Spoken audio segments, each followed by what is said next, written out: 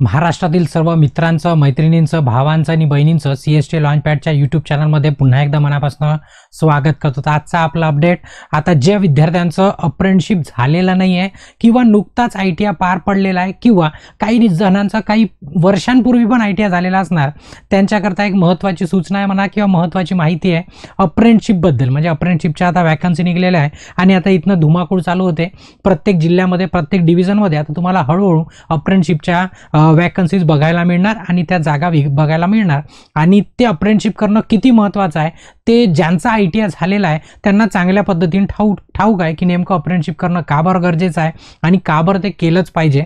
ते सर्व तुम्हाला ऑलरेडी माहिती आहे. माहीत नसेल तर भविष्यामध्ये नक्कीच माहिती होईल. ठीक आहे, तर हे सुरू करण्याच्या अगोदर जर तुम्ही चॅनलवरती नवीन असाल तर आठवणीने चॅनलला सबस्क्राईब करा आणि बेल आयकॉन दाबून ऑल नोटिफिकेशन ऑन करा, जेणेकरून जेव्हा किंवा या प्रकारचा नवीन अपडेट आला तर तुम्हाला त्याचं नोटिफिकेशन आलं पाहिजे. आणि पुन्हा डिटेल माहिती करता तुम्ही CST लॉन्चपॅडचं टेलिग्राम चॅनल पण जॉईन करून ठेवा. कधी व्हिडिओच्या मार्फत असलं तर यूट्यूबवरती नोटिफिकेशन नक्कीच येणार, परंतु जर तुम्हाला मेसेजच्या फॉर्ममध्ये म्हणजे मेसेजच्या स्वरूपामध्ये जर तुम्हाला अपडेट द्यायचा असला तर तो अपडेट आपल्या व्हॉट्सअपच्या आणि टेलिग्रामच्या CST लॉन्चपॅड नावाच्या चॅनलवरती अवेलेबल असतो. ठीक आहे, तर आजची जे खबर आहे म्हणा किंवा आजची जी माहिती आहे अप्रेंटिसशिपच्या आहे, एकूण तुम्हाला माहिती आहे किती 107 जागा आहे. आता नेमक्या कुठच्या आहे, आता हे प्रत्येक डिव्हिजन प्रत्येक झोनमध्ये तुम्हाला आता लगातार ते दिसतच असतात, वर्षभर मध्ये त्या चालूच असतात. ठीक आहे, बघा हे कुठचं आहे तर हे महावितरणमधली भरती आहे. कुठची आहे? महावितरणमधली भरती आहे. आणि त्या महावितरणच्या भरतीमध्ये एकूण पोस्ट तुम्हाला 107 दिल्या आहे, 107 टोटल दिल्या आहे. त्याच्या ट्रेड पण कोणते होते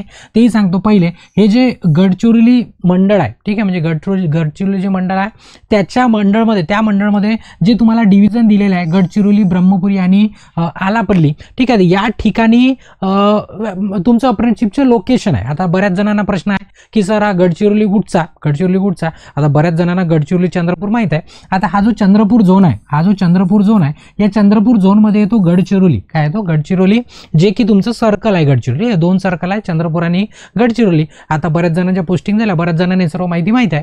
तर या गडचिरोलीमध्ये 3 ठिकाणी तुम्हाला त्या 3 डिव्हिजनमध्ये तुम्हाला वॅकन्सीज अप्रेंटिसशिप करता. ठीक आहे, कुठे गडचिरोली, ब्रह्मपुरी आणि आलापल्ली विभागाचे. आता बऱ्याच जणांना बरेचसे प्रश्न आहे की सर कोणी भरू शकते का? हो, कोणी भरू शकते. प्रायव्हेट ITI वाले पण भरू शकतात, गव्हर्नमेंट ITI वाले पण भरू शकतात. सर्व आता एक टप्प्यामध्ये तुम्हाला महत्त्वाची माहिती सांगतो. बाकीचं इतर तुम्ही टेलिग्राम चॅनलवरती जाऊन हे डाउनलोड करून इतर माहिती वाचू शकता. ठीक आहे, बघा काय महत्त्वाचं आहे, तारीख महत्त्वाची आहे की सुरू होत आहे तुमचा फॉर्म 1 सप्टेंबर 2025 पासून. म्हणजे आता नवीन विद्यार्थ्यांचा निकाल 4 सप्टेंबरला आहे. जसा निकाल झाल्या तुमचा मार्कशीट डिप्लोमा 2 दिवसात रेडी राहतो. तर तुम्ही 10 तारखेच्या पूर्वी पण भरू शकता. जे नवीन विद्यार्थी आहे त्यांच्याकरता, आणि जुने आहे त्यांचा तर काही विषयच नाही, तुम्ही तर 100% भरू शकता. ठीक आहे, तर 1 तारखेपासून 10 तारखेच्या मधातच भरायचा आहे. आता तुम्ही म्हणाल सर फॉर्म भरायची लिंक आहे, तर लिंक नाही. जे कोणती तुमची अप्रेंटिसशिप असणार नॅशनल अप्रेंटिसशिप स्कीमच्या अंडरमध्ये येते आणि तेच तुम्हाला अप्रेंटिसशिप करायची आहे. ते फक्त एकाच वेबसाईटवर नव्हते. ती वेबसाईट आहे तुमची apprenticeshippindia.org. याच्यावरती पहिले आपलं रजिस्ट्रेशन करून ठेवून द्यायचं. कारण याच्यानंतर ज्या काही तुमच्या वॅकन्सी निघणार तर त्याच्यासाठी तुम्हाला वेगळ्या लिंकची गरज नाही. याच वेबसाईटवरनं तुम्ही आपल्याच प्रोफाईलमध्ये जाऊन तुम्हाला पाहिजे तिथे तुम्ही अप्लाय करू शकता. जिथे अप्रेंटिसशिप करायचं असेल तिथे. मग कंपल्सरी काय, या वेबसाईटवरती आत्ताच तुमचा ITI जरी व्हायचा म्हणा किंवा निकाल लागायचा असणार तर हे तुम्ही अर्धी प्रोफाईल तरी आपली भरून ठेवा. पण बाकीच्यांचं रजिस्ट्रेशन झालेलं ऑलरेडी मला चांगल्या पद्धतीने माहिती आहे. ठीक आहे, तर जरी तुमचं अप्रेंटिसशिप झालेलं आहे तर लक्षात ठेवा 1 तारखेच्या पूर्वी म्हणजे 1 सप्टेंबरच्या पहिले अप्लाय पण नाही करायचं आणि 10 सप्टेंबरच्या नंतर पण अप्लाय नाही करायचं. जे काही करायचं तुम्हाला 1 ते 10 सप्टेंबरच्या मध्ये करायचं, एवढं लक्षात ठेवा, ते सर्वात महत्त्वाचं. ठीक आहे, आता वॅकन्सी जर बघाल तर बघा गडचिरोली विभाग, ब्रह्मपुरी आणि आलापल्ली इथं ट्रेड वाईज दिलेला आहे. 20 तंत्री म्हणजे इलेक्ट्रिशियन, वायरमन आणि कोपा कोणत्या याच्यासाठी किती जागा आहे त्या तुम्ही बघू शकता. आता वाचण्यामध्ये वेळ घालवणार नाही. आता महत्त्वाचं काय, हे जे आस्थापना इस्टॅब्लिशमेंट नंबर राहते, म्हणजे नेमकं तिथे नंबर दिलेला असतो. तुम्हाला नेमकं कोणत्या विभागामध्ये अप्लाय करायचं आहे नंबर बघून घ्यायचा, या नंबरप्रमाणे तो अप्लाय करा. त्यासाठी हेही तुमच्यासाठी एकदम महत्त्वाचं. ठीक आहे, त्याच्यानंतर आता जे विद्यार्थी गडचिरोली मंडळाच्या कार्यक्षेत्रात येते म्हणजे आसपास आहे, म्हणजे उदाहरणार्थ ब्रह्मपुरी, नागबीड, सिंदेवाई, या विद्यार्थ्यांना प्राधान्य दिले जाईल. प्राधान्याचा याचा अर्थ काय त्यांनाच घेणार असं म्हणणं आहे का? नाही. प्राधान्य म्हणजे आले तर त्यांचा पहिले विचार केला जाईल. समजा सारखे मार्क असणार, पहिले जवळच्या विद्यार्थ्यांनाचा विचार केला जाईल. म्हणजे कसं आहे, जायचं खायचं राहायचं तुम्हाला त्रास गेलेला नाही पाहिजे, तो त्याचा उद्देश असतो. कारण प्रत्येक जिल्ह्यामध्ये प्रत्येक झोनमध्ये अप्रेंटिसशिपच्या वॅकन्सी आता सुटतच असतात आणि सुटतच राहील. ठीक आहे, तर म्हणून तुमच्या जवळ असलेले असं त्यांचं म्हणणं राहते. प्रत्येक याच्यामध्ये असं लिहिलेलं तुम्हाला दिसणार. त्याच्यानंतर शैक्षणिक अर्थ काय असलं पाहिजे तुमच्याकडे याच्याकरता आता इलेक्ट्रिशियन, वायरमन आणि कोपा या ट्रेड. आता बघा कुठे कुठे 2 ट्रेड असतात, कुठे कुठे एकच ट्रेड असते, कुठे 3 ट्रेड असते. आता कोणत्या ट्रेड त्यांना गरज आहे त्या पद्धतीने ते अप्रेंटिसशिप देतात. ठीक आहे, आता बघा वीजतंत्री, तारतंत्री आणि कोपा यामध्ये ITI झालेला असला पाहिजे आणि तेही NCVTच्या अंडरमध्ये. NCVTच्या अंडरमध्ये आता तो प्रायव्हेट असो किंवा गव्हर्नमेंट असो, दोघांचंही सर्टिफिकेट NCVTचंच असते. त्याच्यामुळे आता हे कन्फ्युजन काढून टाका तुम्ही की प्रायव्हेटमध्ये झाला जमते की नाही. प्रायव्हेट आणि गव्हर्नमेंट दोन्ही एकच आहे. फक्त तुमचं सर्टिफिकेट किंवा तुमचं रजिस्ट्रेशन NCVTच्या अंडरमध्ये असलं पाहिजे. एवढं फक्त तुम्ही काय करा, लक्षामध्ये ठेवा. ठीक आहे, तर हे महत्त्वाचं होतं. त्याच्यानंतर महत्त्वाचा पॉईंट जर बघितला तो आहे वयोमर्यादेचा. तर तुमचं 15 सप्टेंबर 2025 रोजी म्हणजे 15 सप्टेंबरपर्यंत तुमचं वय किमान 18 वर्ष पूर्ण झालेलं असलं पाहिजे. म्हणजे किमान म्हणजे कमीत कमी 18 वर्ष असले पाहिजे. म्हणजे तुम्ही नाबालिक नसले पाहिजे, बालिक असले पाहिजे तुम्ही. म्हणजे बालिक नाबालिक नाही झालं पाहिजे, म्हणून 18 वर्षाच्या वर तुम्ही असले पाहिजे. त्याच्यासाठी ती अट असते. ठीक आहे, तर 18 वर्षाच्या वर तुमचं वय पाहिजे. तर बऱ्याच जणांचं असतंच, क्वचित एखादं असतं की 10-15 वर्षात होतं आणि 17 वर्षामध्ये त्याचा ITI होऊन जातो. त्यांना फक्त अडचण होते, एक वेळेस थांबावं लागेल. नाही तुम्ही सर्व 18च्या वर आहे, 18च्या वर पाहिजे. मग ते 5 वर्ष वगैरे मागासवर्गीयांना ते काय वयाची नंतरची अट नाही आहे. तुम्ही 30 वर्षाचे आहे की 25 वर्षाचे आहे तशी काही तर अट दिलेली नाही आहे. ठीक आहे, पुन्हा विद्यावेतन म्हणजे तुम्हाला स्टायपंड किती मिळणार तर ते नियमानुसार मिळणार. शासन जे देयक आहे त्याप्रमाणे ते सहजासहजी